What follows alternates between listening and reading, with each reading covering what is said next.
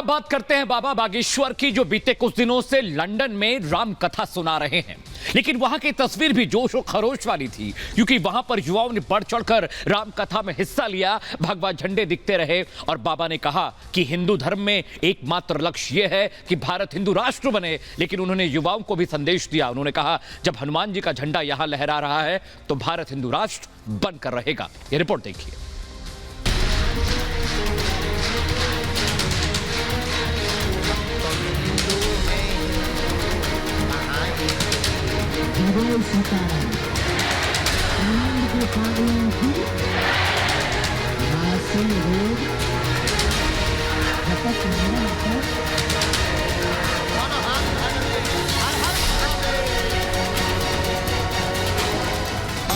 England में भी हनुमान जी के नाम का झंडा देखकर ऐसा लग रहा है कि हिंदू अब जग रहा है।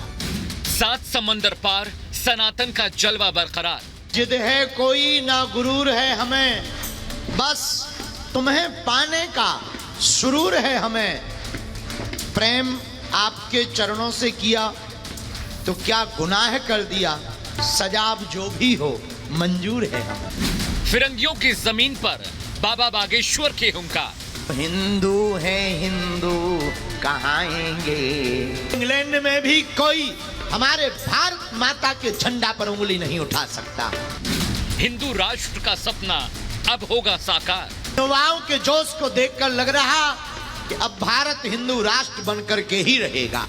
सुनिए बाबा के मन की बात।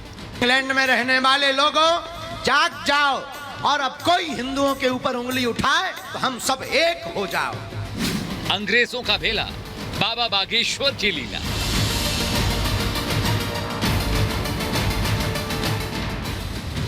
लंदन टू इंडिया, बाबा बागेश्वर का जलवा बरकरार है। लंदन में बाबा की राम कथा के दौरान हिंदुस्तानी तो छोड़िए, फिरंगी भी बाबा बागेश्वर के मुरीद हो गए। लंदन में बाबा की लीला देखकर हर कोई हैरान है। बाबा ने अपनी राम कथा के दौरान अंग्रेजों का भी पर्चा निकाला, जिसके बाद अंग्रेजों ने भी बाबा का लोहा माना। अपनी राम कथा के दौरान बाबा ने कहा कि अब उनका एक ही मात्र लक्ष्य है कि भारत जल्द से जल्द संपूर्ण हिंदू राष्ट्र बने। बाबा ने ऐसा क्यों कहा, अब वो भी सुनिए। इंग्लैंड में भी हनुमान जी के नाम का झंडा देखकर ऐसा लग रहा है कि हिंदू अब जग रहा है। इन युवाओं के जोश को देखकर लग रहा कि अब भारत हिंदू राष्ट्र बनकर के ही रहेगा। बाबा बागेश्वर लंदन के लेस्टर में बीते कुछ दिनों से राम कथा कह रहे हैं।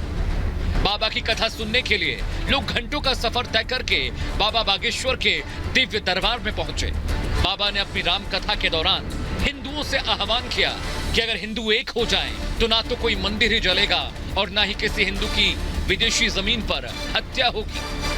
और तुमसे प्रण लेकर के जाएंगे, मर जाना, पर सनातनीय हिंदुओं अपनी एकता मत छोड़ना। तुम्हारा एक होना बहुत जरूरी है, खासकर विदेशी धरती पर। इंग्लैंड की धरती पर किसी भी कोने में सनातन के ऊपर अगर कोई उंगली उठाए तो तुम्हें शपथ है अपने पूर्वजों की, जाग करके एकता के साथ हाथ में झंडा लेकर खड़े हो जाना।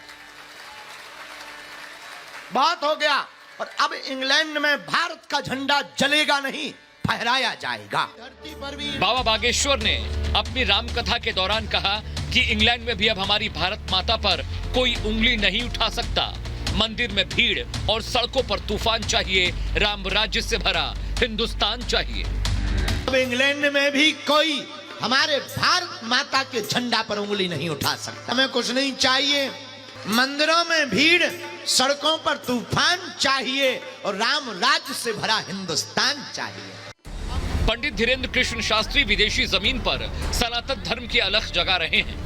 भारत की तरह ही लंदन में भी उनकी कथा में हजारों लोग रोजाना शामिल हो रहे हैं। बाबा ने हिंदुत्व की बात तो की ही, साथ ही विदेशी जमीन पर युवाओं को बर्बाद करने वाले कसिनो कल्चर पर भी निशाना साधा। आज अगर तुम कथा में ना आते तो पता नहीं कहां होते। कुछ लोग कसीनो में होते। यहाँ आके कल हमने सुना, महाराज जी ने हमें बताया, बोले यहाँ एक कसीनो होता है। हमने कहा ये कसीनो में क्या होता है? बोले कमीनों का कसीनो होता है। इन्होंने तो कुछ नहीं कहा, हमने उसका अर्थ निकाला। इन्होंने कहा कसीनो, हमें कमीनो सुनाई दिया। तो हमने पूछा कि ये कसीनो क्या होता है? बोले वहाँ जुआ खेला जाता है, ये वो दुनियादारी गंदी बातें। तो हमने कहा कोई बात नहीं, हमने उसका अर्थ निकाला, हमका कमीनों का कसीनो। बाबा के दिव्य दरबार में शामिल होने के लिए पहुंची इस भीड़ को देखिए। हर कोई बस बाबा की एक झलक पाने को आतुर था और इस भीड़ में जितनी तादाद हिंदुस्तानियों की थी उतनी ही फिरंगियों की भी। ये दूसरी मर्तबा है जब पंडित धीरेन्द्र शास्त्री इंग्लैंड के दौरे पर गए हैं। इस बार भी अपनी रामकथा के दौरान उन्होंने अपना फोकस इस बात पर रखा कि आखिर कैसे दुनिया भर में फैले हिंदुओं को एकजुट किया जाए और किस तरह से उनके अंदर सनातन की अलख जगाकर उन्हें देश